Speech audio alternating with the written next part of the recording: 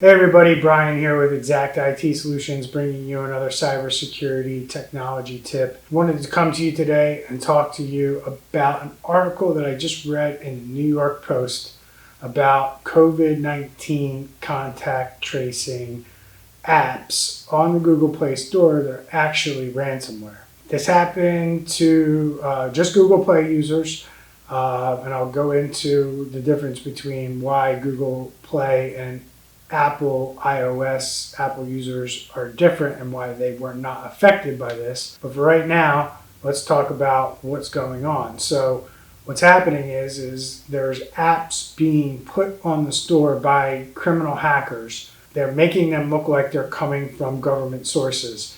One particular one was made to look like it was being put out by the Canadian health officials, and that app was downloaded several thousand times before it was discovered that it was ransomware, and it was installed with the cry cryptor.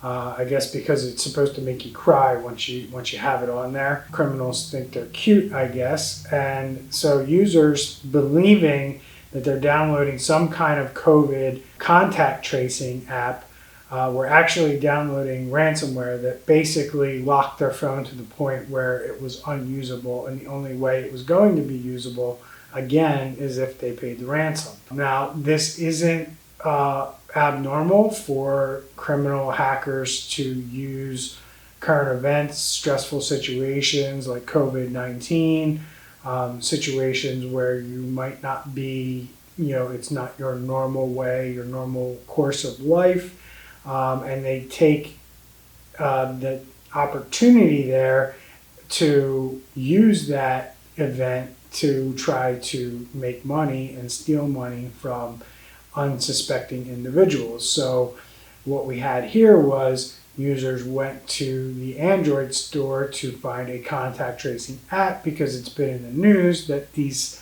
services have been added to Android and Apple phones, yet there are no contact tracing apps freely available yet that actually have been tested and work. So what we're seeing is people must be searching for these things on the Google Play Store, finding them and installing them, and then unfortunately finding out they have ransomware. Now, Apple users aren't going to be affected by something like this because Apple, in their process of allowing apps on their store, are very highly vetted. So if you're a developer or somebody who wants to get an app on the Apple Store, you have to go through a process where it's reviewed and approved. And it's a very stringent process, to be quite frank with you. They don't just let anything on the Apple Store. And even if the user interface isn't good enough to Apple's standards, they won't allow it to be distributed through their store. Android, on the other hand, doesn't really have that process. They don't have these rules. They take more of an open source approach. Basically, they allow developers to put whatever they want up there. There is a bit of a security scan that goes on before the apps hit the store. Mainly, Google relies on users to report these apps as they find out that there's issues with them, whether it be software bugs, user interface issues, or quite frankly, putting malicious software into the Google Play Store for people to download.